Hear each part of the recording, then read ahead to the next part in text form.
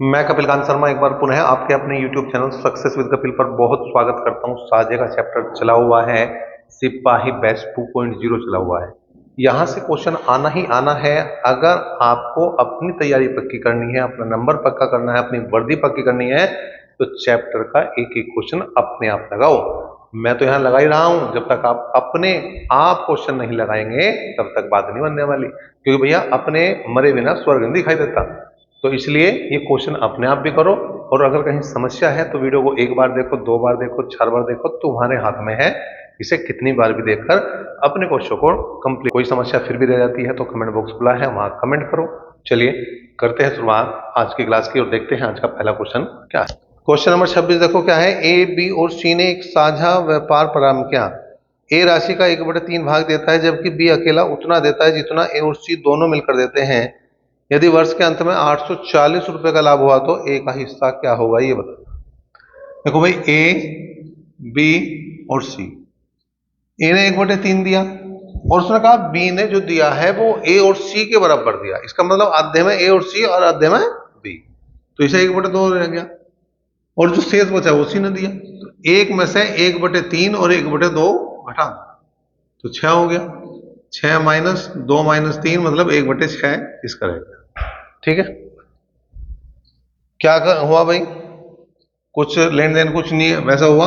तो इसे डायरेक्ट 6 से गुणा करो एलसीएम से, और बना लो 3, सॉरी 2, 3 और 1, इसके अनुपात में बटेगा।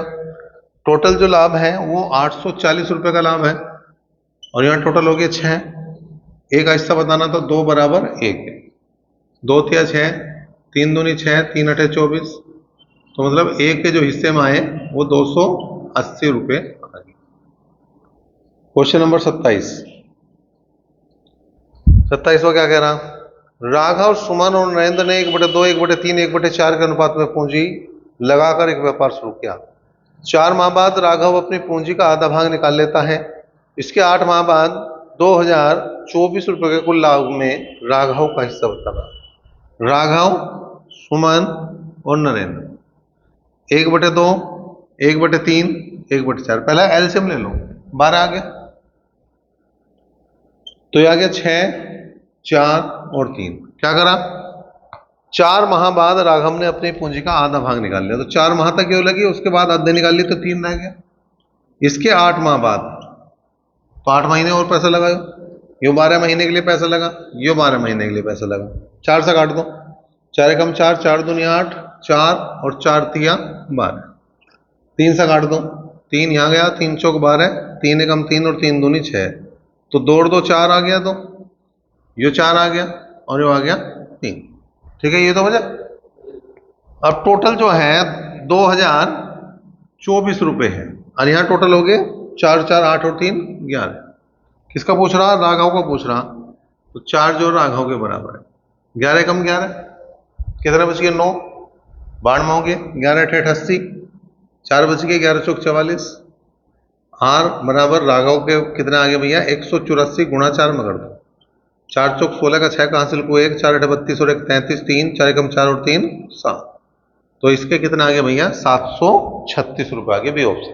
क्वेश्चन नंबर 28 देखो। क्वेश्चन नंबर 28 क्या है, सोहन तथा मोहन ने 700 और 600 रुपए लगाकर साझा किया। 3 महीने बाद सोहन ने अपनी पूंजी का 2/7 भाग निकाल लिया। अगले 3 महीने बाद सोहन ने निकाले हुए धन का 3/5 भाग फिर से लगा दिया। यदि वर्ष के अंत में 726 रुपए का लाभ हुआ हो तो सोहन का लाभ कितना है वो बताना। सोहन और मोहन, सोहन ने 700 रुपए लगाए, मोहन ने 600 रुपए लगाए। 3 महीने बाद, 3 महीने तक ये पूंजी लगी, 2/7 निकाल ली। 700 का 2/7 मतलब 200 रुपए निकाल लिए, बचे कितने, 500 रुपए। ठीक है, अब क्या हुआ, अगले 3 महीने बाद, मतलब 3 महीने तक यही पैसा लगा। अगले 3 महीने बाद निकाले हुए धन का, निकालना कितना था, 200 रुपए।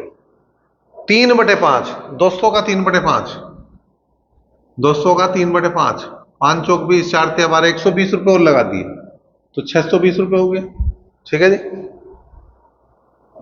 व्यापार में लगा दी थी वर्ष के अंत में, मतलब यो 6 महीने के लिए पैसा लगा, और यो पूरे 12 महीने के लिए पैसा। 3 कॉमन लेकर काट दो भाई, 3 चौक 12, 1 जीरो यहां से बैठा दो सब जगह से, कितना आ गया?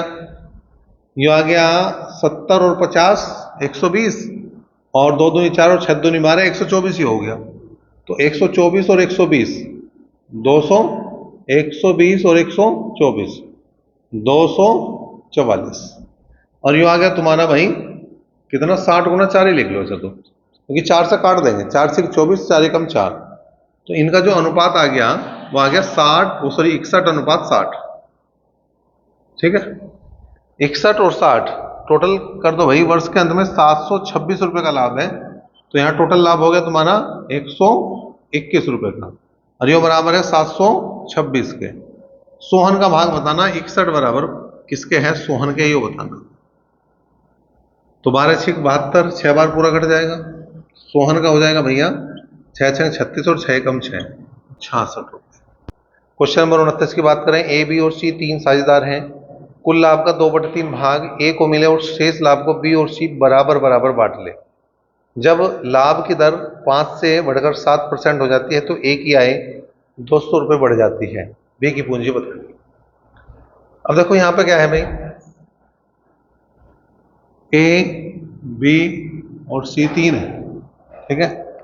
अब यहां पे क्या करा इसने, कुल लाभ का 2/3 ए को मिल रहा, कुल लाभ का 2/3, अगर मैं इसे ऊपर नीचे 2 से गुणा कर दूं तो इसका मतलब 4 तो मिल गए ए को, और टोटल हो गया 6, तो इन दोनों पर रह गया 1, ये तो होगी बात, ठीक है। अब क्या है, क्योंकि शेष लाभ उन्होंने बी और सी ने बराबर बराबर बटा था, तो 4, अगर 6 टोटल लाभ था, 4 ए को दे दिया, जो शेष बचा उसका आधा हमने इसे कर दिया। 2 से इसलिए गुणा करी क्योंकि पॉइंट में बच रहा था, फिर अगर मैं 2 को यहां देता तो एक ही बच रहा था, फिर 0.5 रहता उससे बचने के लिए। अब उसने कहा जब लाभ की दर 5 से 7% बढ़ा दी जाती है तो ए की आय 200 रुपये बढ़ जाती है। अब यहां पे देखो क्या है, यहां पे जो 2% का अंतर आ रहा, 2% का जो अंतर आ रहा, ठीक है, वो किसके बराबर है, 200 के, किस में, 4 में, ठीक है, 4 में, ये वाला 4। तो अगर मैं इसे 4x लिख लूं तो क्या से काम चलेगा भाई, 4x गुणा 2/100 बराबर 200, 2 से काट दिया 100 बार, और 4 से काट दिया 25 बार। अगर हम इसे काट रहे हैं, गुणा कर रहे हैं, तो x की जो वैल्यू आओगी तुम्हारी कितनी आ जाएगी, 2500 आओगी, ठीक है। अगर a के धन की बात करें तो वो 4x है, तो 4 गुणा 2500 मतलब वो आओगे 10,000। तो यह b का धन ना पूछ के a का पूछ रखा है इसने, ठीक है, ये मिसप्रिंट है इसमें, क्योंकि उत्तर जो दे रहा है वो किताब में वो 10,000 रुपये दे रहा, ठीक है। अगर कुल की बात करेगा तो कुल जो आ जाएगा तुम्हारा 4 + 1 + 1 6 गुणा 2500, मतलब ये हो जाएगा तुम्हारा 15,000। क्वेश्चन नंबर 30 क्या है, किसी व्यापार में ए वर्किंग पार्टनर के रूप में लाभ का 1/10 भाग लेता है, शेष लाभ ए और बी आपस में 4:5 के अनुपात में बांट लेते हैं। यदि ए का लाभांश 325 रुपये हो तो बी का लाभांश क्या हो, ठीक है। अब देखो उसने कहा 1/10 जो है वो वर्किंग पार्टनर मत देख रेख के लिए ले रहा, 10 रुपये का अगर लाभ हो रहा तो 1 रुपया तो ए को वैसे ही मिलना, ठीक है, और बाकी उन्होंने शेष लाभ ए और बी में 4:5 के अनुपात में बट गया, मतलब 4 रुपये से मिल गए, 5 से मिल गए, कुल मिला के सही हो गया हिसाब, 5:5 मतलब 1:1 हो गया, आधे से मिल गया, आधे से मिल गया, हिसाब ये हो रहा।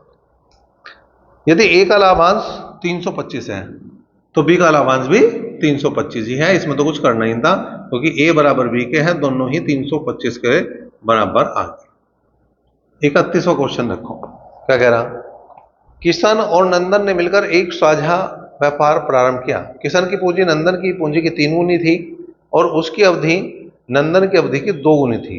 यदि नंदन को कुल लाभ का 4,000 रुपये प्राप्त हुआ तो कुल लाभ क्या था, किशन और नंदन, ठीक है। पहले पूंजी की बात करेंगे, क्या उसने, किशन की पूंजी नंदन की पूंजी की 3 गुनी थी, यो 1 है तो ये 3 रुपये लगा ला। समय की बात करें और उसकी अवधि नंदन की अवधि की 2 गुनी थी, यो 1 महीने के लगा रहा तो ये 2 महीने के लिए, और लाभ या हानि का अनुपात क्या होगा, लगाई गई पूंजी और समय के गुणनफल के अनुपात के बराबर हो, तो 3 दूनी 6 और 6 कम 6, अनुपात जो आ गया 6:1 आ गया। उसने कहा यदि नंदन को कुल लाभ का 4,000 मिल रहे तो 1 बराबर 4,000 के है, और कुल पूछ रहा है 7 बराबर हो जाएगा कुल के। तो कुल कितना हो गया, 7 चौक 28, 28,000 रुपये इसका कुल लाभ।